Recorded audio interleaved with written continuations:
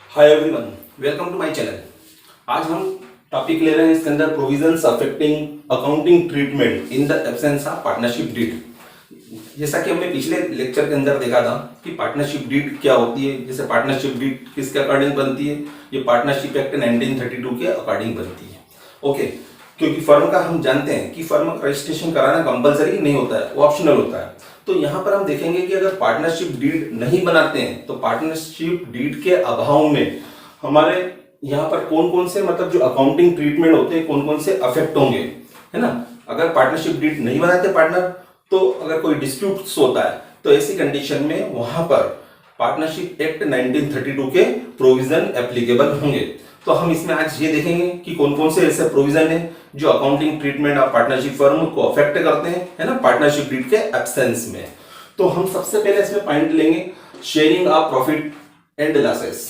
अगर partnership firm को suppose करना पार्टनरशिप डीड नहीं बनी है, क्योंकि हम हमारे न्यूमेरिकल क्वेश्चन इसके अंदर देंगे, 3 मार्क्स में क्वेश्चन पूछा जा सकता है कि पार्टनरशिप डीड का एब्सेंस है, उस कंडीशन में हमको P&L एप्रोप्रिएशन अकाउंट बनाने को दे सकता है, या ऑब्जेक्टिव में भी पूछ सकते हैं इसमें। तो हम ये देखेंगे इसके अंदर कि अगर फर्म को प्रॉफिट या लॉस होता है वो हम क्या करेंगे, पार्टनरों को किस रेशियो में बांटें। अगर पार्टनरशिप डीड बनी होती है तो जो एग्रीड रेशियो होता है तो उसमें प्रॉफिट या लॉस को पार्टनरों के बीच में हम डिस्ट्रीब्यूट कर देते हैं। लेकिन अगर पार्टनरशिप डीड नहीं बनी है और ऐसी कंडीशन में अब अगर पार्टनर्स में कोई डिस्प्यूट्स होता है तो ऐसी कंडीशन में वहां पर अब पार्टनरशिप एक्ट 1932 के अकॉर्डिंग वहां पर जज के द्वारा डिसीजन दिया जाएगा। तो उसके अकॉर्डिंग डिसीजन कैसे देंगे, उसमें यह दिया जाएगा कि चूंकि पार्टनर्स ने पार्टनरशिप डीड नहीं बनी तो जज बोलेगा कि हम प्रॉफिट या लॉस जो भी होता है फर्म को उसका जो डिस्ट्रीब्यूशन करेंगे वो उनको इक्वल किया जाएगा, यानी प्रॉफिट और losses of the partnership firm will be distributed among the partners in equal ratio. Okay, ये इक्वल रेशियो में बांटा जाएगा। फिर सेकंड देखेंगे इंटरेस्ट ऑन कैपिटल। अब इंटरेस्ट ऑन कैपिटल का क्या होता है कि no interest on capital will be given to the partners, यानी पार्टनरों को इंटरेस्ट ऑन कैपिटल नहीं दिया जाता है। पार्टनरशिप डीड होती है तो उसमें जितना मेंशन करते हैं हम उतना हम इंटरेस्ट ऑन कैपिटल देंगे। But in the case of partnership deed absence तो उस केस में हम क्या करेंगे, उसमें पार्टनर को किसी भी प्रकार का इंटरेस्ट ऑन कैपिटल नहीं दिया जाएगा। ओके, इसी तरह से लेंगे इंटरेस्ट ऑन ड्राइंग। अब इंटरेस्ट ऑन ड्राइंग के लिए भी हम क्या देखेंगे कि no interest on drawing will be charge to the partner. Okay, मतलब यहां पर न तो इंटरेस्ट ऑन कैपिटल देंगे और न इंटरेस्ट ऑन ड्राइंग चार्ज करेंगे, यानी हम उनसे पार्टनरों से यानी फर्म पार्टनरों से किसी भी प्रकार का इंटरेस्ट ड्राइंग पर नहीं लेगी। ओके, अगर पार्टनरशिप डीड नहीं बनी हो तो। नेक्स्ट पॉइंट हमारा लेंगे हम यहाँ पर interest on loans advances by a partner.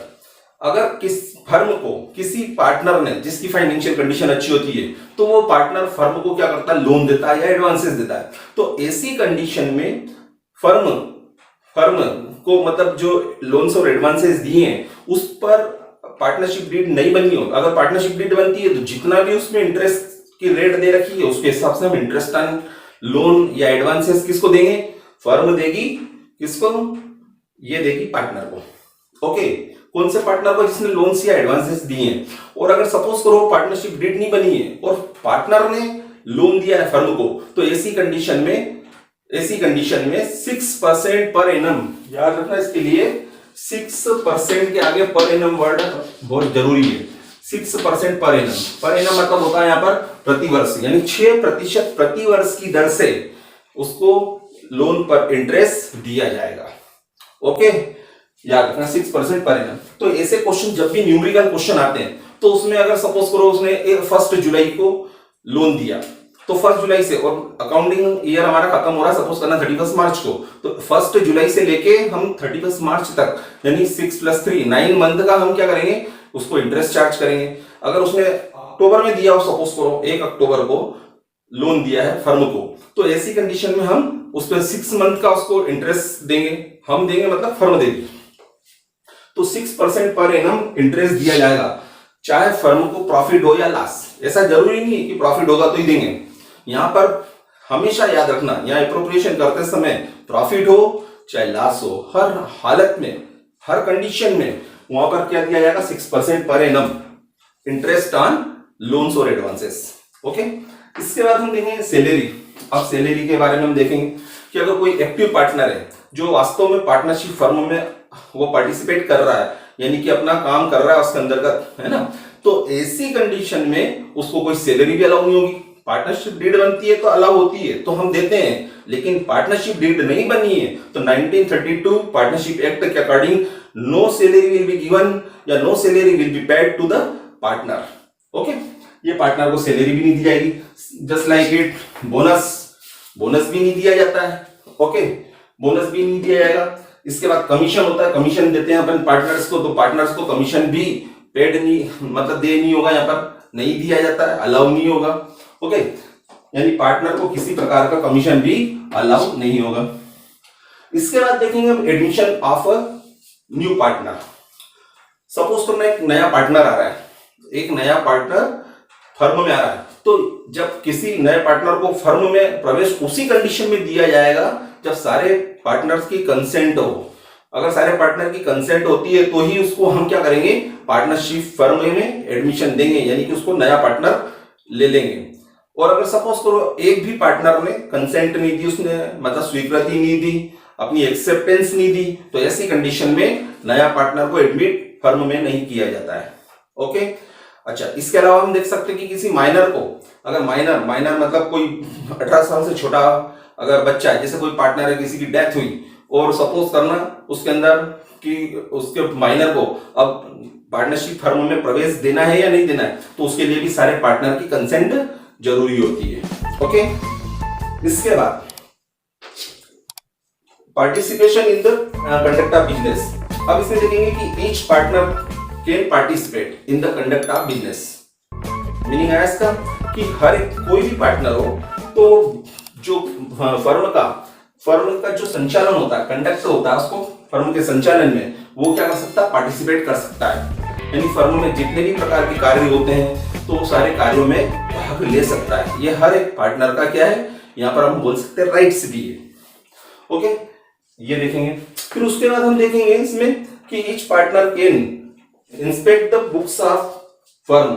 हर एक पार्टनर को ये भी एक राइट्स दे रखा है कि वो बुक्स को क्या कर सकता है, इंस्पेक्ट कर सकता है। जब इसकी इच्छा हो तो वो फर्म की बुक्स का इंस्पेक्शन कर सकता है और इसके साथ ही साथ वो क्या कर सकता है, दे कैन टेक या he can take a copy of the books, और जो बुक्स ऑफ अकाउंट्स होती है उसकी कॉपी भी अपने पास ले सकता है। ये उसके राइट्स में भी आता है और यहाँ पर भी आया।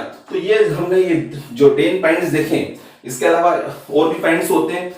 अभी मैंने 10 पॉइंट्स लिए जो कि बहुत ही मस्त है, याद रखना बहुत जरूरी है। इसके अंतर्गत जब पार्टनरशिप डीड नहीं बनी हो तो पार्टनरशिप डीड के एब्सेंस में कौन कौन से रूल्स एप्लीकेबल होंगे ये यहाँ पर हम देखते हैं। ओके, इसके अलावा एक और पॉइंट आ सकता है इसके अंतर्गत कि अगर कोई पार्टनर रिटायर होना चाहता है, यदि कोई पार्टनर फर्म से रिटायर होना चाहता है तो ऐसी कंडीशन में सारे पार्टनर की कंसेंट लेके वो रिटायर हो सकता है। यानी सभी पार्टनर स्वीकृति दे देते हैं। जैसे सपोज करना 3 पार्टनर है और इसमें से सी रिटायर होना चाहता है, तो यहाँ पर ए बी की कंसेंट होना बहुत जरूरी है। ओके, या फिर पार्टनरशिप डीड में अगर मेंशन कर रखा हो तो फिर वो उसके अनुसार भी क्या होता है, रिटायर हो सकता है। और पार्टनरशिप डीड में बनी हो तो फिर यहाँ पर सारे पार्टनर की कंसेंट होना बहुत जरूरी होती है। तो आज हमने ये देखे इसके अंतर्गत 10 पॉइंट्स जो कि पार्टनरशिप डीड अगर नहीं बनाते हैं तो ऐसे ये 1932 पार्टनरशिप एक्ट के जो यहाँ पर प्रोविजन दिए गए हैं वो एप्लीकेबल होंगे अगर किसी प्रकार का पार्टनर्स के बीच में डिस्प्यूट होता है तो इसके साथ हमारा ये टॉपिक कंप्लीट होता है।